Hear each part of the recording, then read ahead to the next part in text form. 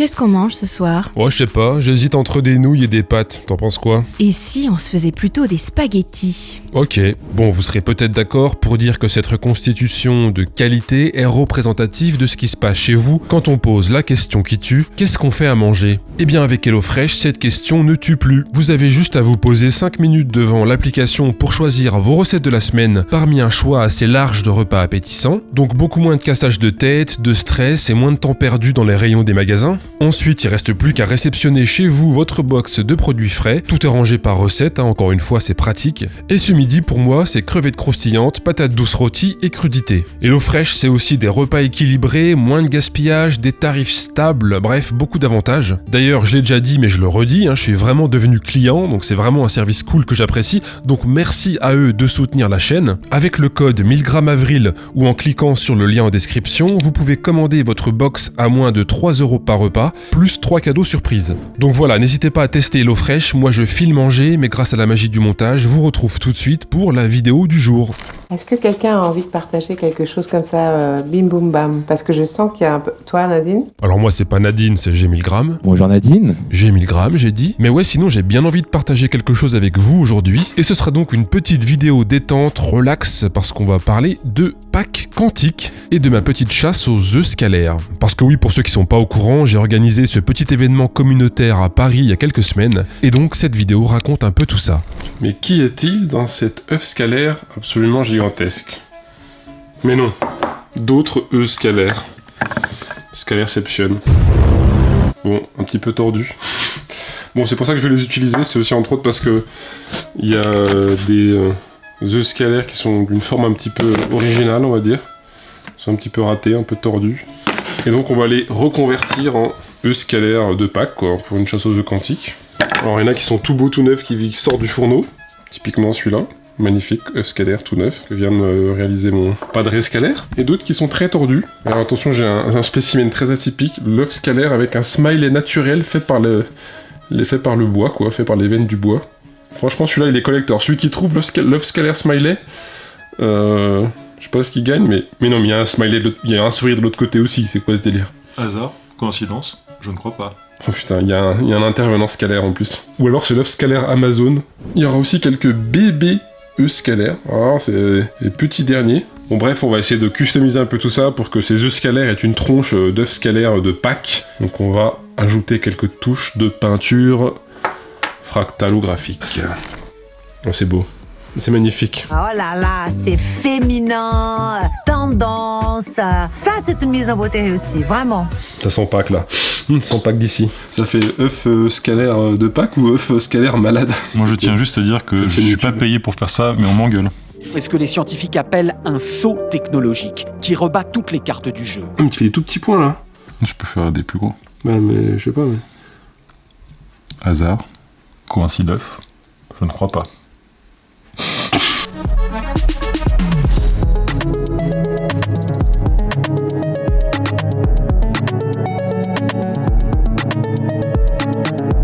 Alors par contre, celui qui aura les œufs dorés... Dorure qui roule n'amasse pas mousse. On va le peindre entièrement en doré Ce celui-là. sera le vif d'œuf doré. Alors celui qui trouvera celui-là, c'est le Graal quoi, c'est le Graal, le Graal doré. Ce sera l'élu. Ce sera une sorte d'élu, ouais. Bon alors finalement il y aura 2 vifs d'œufs. On va les peindre en doré entièrement. Ce sera un peu le saint Graal de cette chasse aux œufs quantiques. Enfin, chasse quantique aux œufs scalaires. Waouh, c'est compliqué, hein. Ah, c'est beau. Parce qu'on va à Versailles, des dorures. Faut que ce soit toujours péremptoire. Le vif d'œuf. Vif d'œuf et d'eau fraîche. C'est quelqu'un qui a toujours frisé le lamentable et qui est toujours resté dans le ridicule. C'était Toujours. C'est que de la beauté.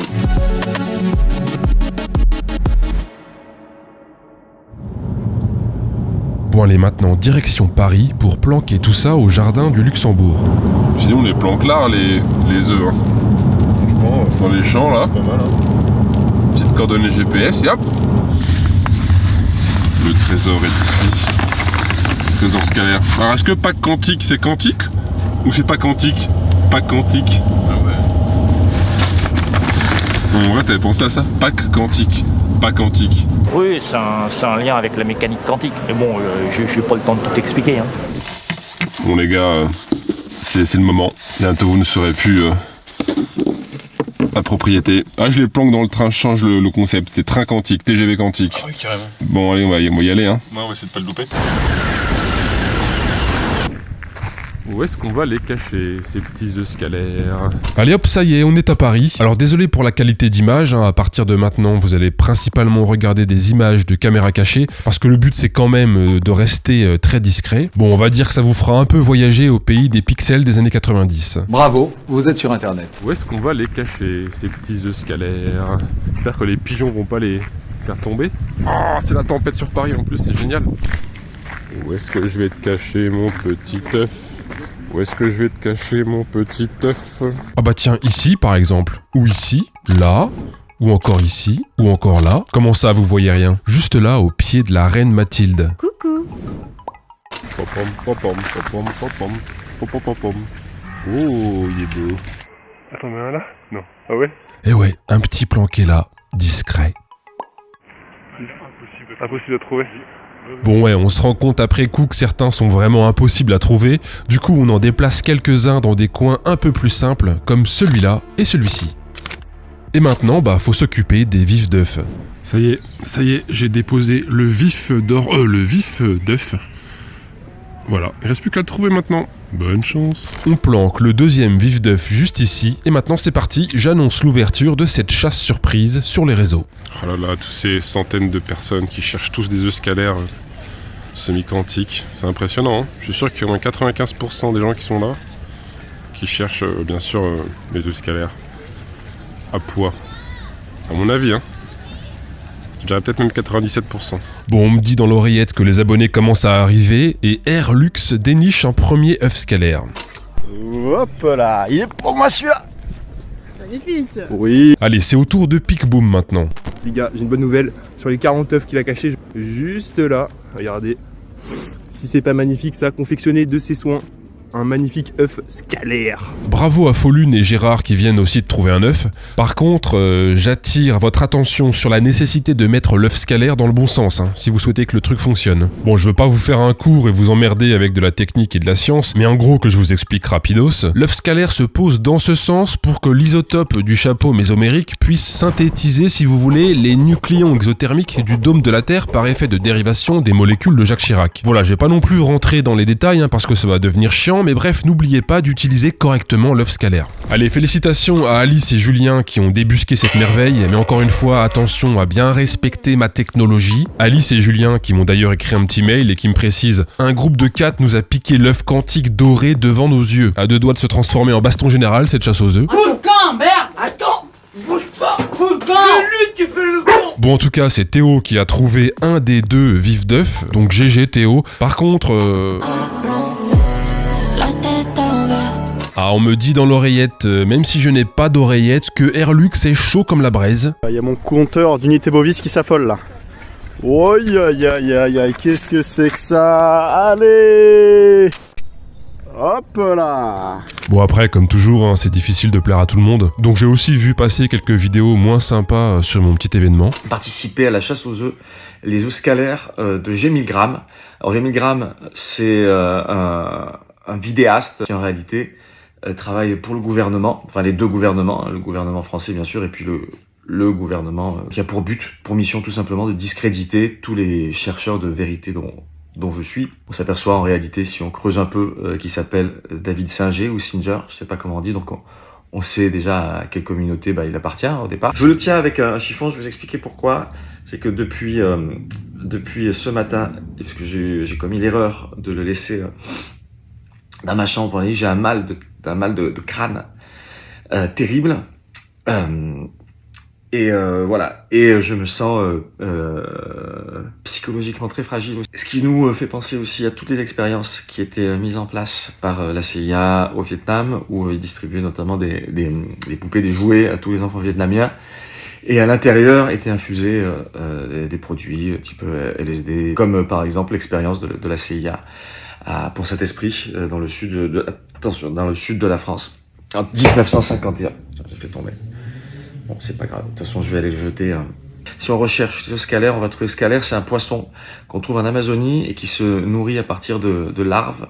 Il est dans des eaux troubles Et en fait, scalaire, les larves, c'est aussi l'idée, toujours pareil avec les expériences MK Ultra, d'infiltrer la psyché des personnes et donc d'implanter quelque chose qui va... C'est le film Alien, quoi. J'ai vu des gens qui cherchaient je vais pas en parler en mal parce que ce sont des gens qui sont totalement pris dans la matrice, qui n'ont aucune souveraineté sur eux-mêmes.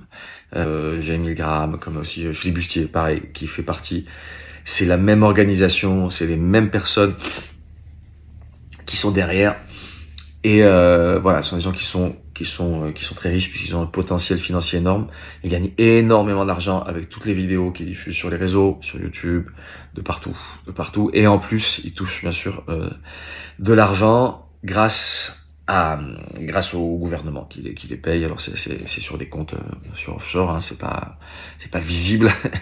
Ils sont quand même pas de débiles, quoi. Bon bref, il y a toujours des mécontents et des rageux. En tout cas, c'est pas le cas de Benoît, un abonné attentif qui a réussi à en choper un en scrutant dans les haies. GG à lui.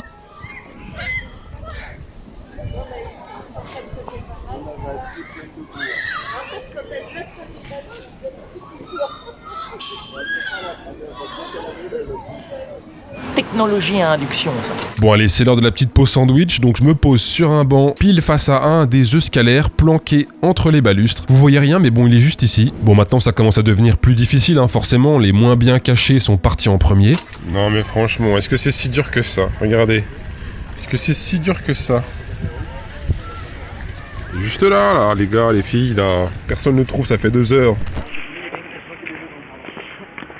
En sachant que les gens n'ont pas le droit de monter sur les balustres. Ok, bon là je viens de passer juste derrière un abonné qui cherche les œufs scalaires et qui, si j'ai bien compris, discute de cette chasse avec les gars de l'entretien du jardin du Luxembourg pour savoir ce qu'il a le droit de faire ou pas faire. Parce que oui, évidemment, hein, c'est une chasse sauvage, hein, donc j'ai pas demandé l'autorisation pour faire ça, mais par contre je ne planque les œufs qu'à des endroits accessibles qui nécessitent pas de marcher sur une pelouse interdite ou un truc du style. Hein. Parce que oui, je suis un bon citoyen, je contracte moi, monsieur. On ne contracte pas.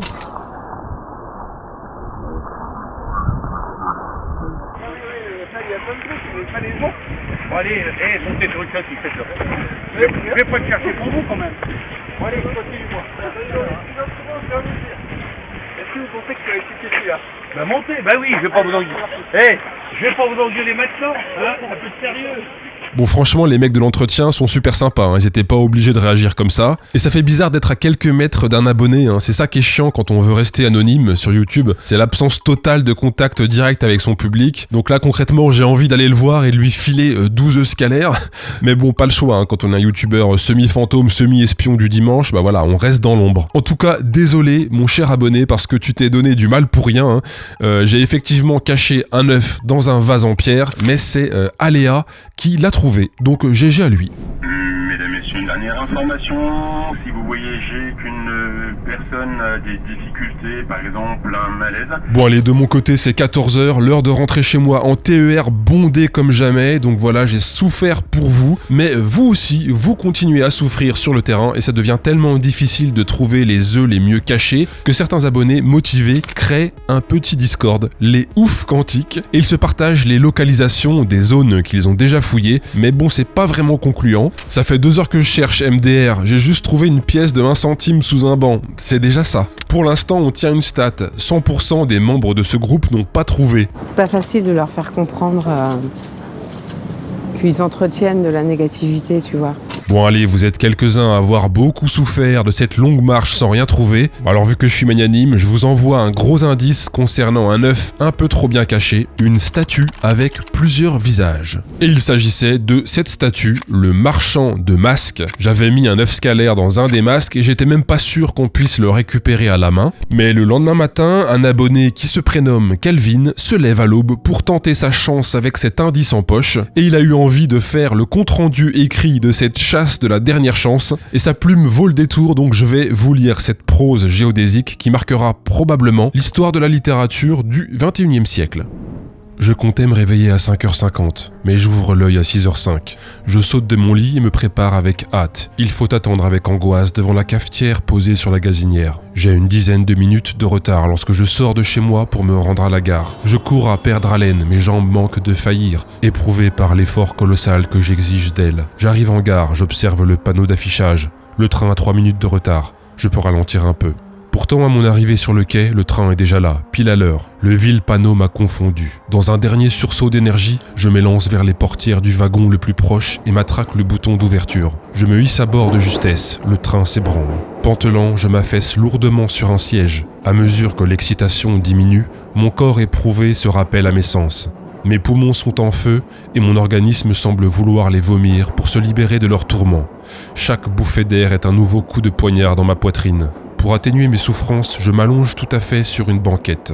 Je me calme en songeant que mes peines sont bien dérisoires à côté du labeur acharné qu'a nécessairement fourni l'illustre ingénieur Thomas Hermannet pour concevoir son biocompensateur géodésique.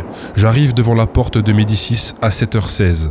7 minutes plus tard, un employé très avenant déverrouille le portail et pousse les lourds battants, dévoilant le jardin que le printemps a décoré de verts apparats. Guidé par une carte ancienne, j'atteins la statue du marchand qui recèle l'œuf scalaire. Mes yeux se posent alors sur un spectacle à glacer le sang. Le jeune homme svelte brandit fièrement, dans une pose macabre, une tête humaine. Son état ne trompe pas, elle a été fraîchement détachée de son propriétaire, qui, dès l'aube, était parti à l'heure où la campagne blanchit. À ses pieds, 8 autres trophées barbares. Étonnamment, des ondes très positives émanent de cette mise en scène lugubre, l'œuvre de l'œuf à n'en pas douter. J'examine les têtes une à une.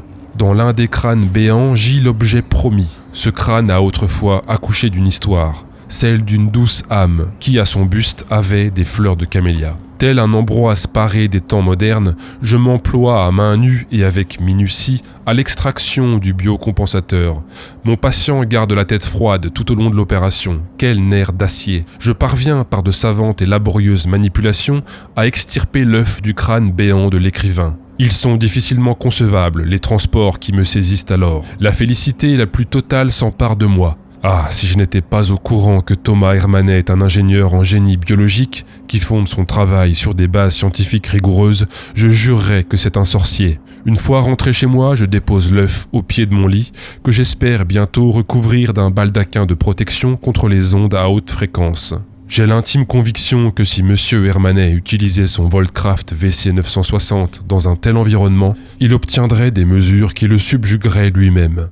Bon, en tout cas, merci à vous tous pour vos gentils retours sur ce petit événement sauvage à moitié improvisé. Malheureusement, j'ai pas pu rester sur place quand tout le monde est arrivé l'après-midi. D'après les retours que j'ai eus sur les réseaux, je pense que vous étiez environ 200 à participer sur la journée de samedi. Moi, j'ai aperçu que 2 ou 3 abonnés en pleine chasse, le peu de temps que je suis resté sur place. Mais bon, rien que ça, c'était marrant pour moi. Un genre de rencontre abonnée, mais à sens unique. Chelou, je sais. Par contre, cette petite chasse quantique à l'arrache m'a vraiment donné envie d'organiser un gros truc. Donc d'ici quelques mois, je vous annonce que j'organiserai un genre de chasse au trésor national avec des énigmes à résoudre un peu partout en France. Je vous expliquerai tout ça en détail quand le moment sera venu. J'espère que ça vous plaira. Bon, au fait, si jamais vous ne l'aviez pas reconnu, cette vidéo n'était évidemment pas une vidéo d'un abonné mécontent, mais c'était encore une fois Frédéric Attard, un comédien ultra talentueux que vous pouvez notamment retrouver sur Instagram. Je vous mets sa page Insta en description et je vous précise qu'il sera en spectacle à Lyon les 19 et 20 avril et à Paris le 15 mai. Voilà, merci à HelloFresh de soutenir mon travail. N'hésitez pas à cliquer sur le lien en description pour commander votre box à moins de 3 € par repas. C'était G1000 grammes.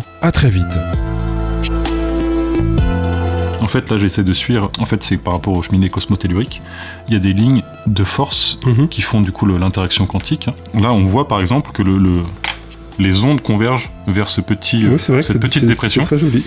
Il y a un mini cyclone là. Par contre, ça demande vraiment beaucoup d'énergie. Oh putain. Là, ça commence à causer là.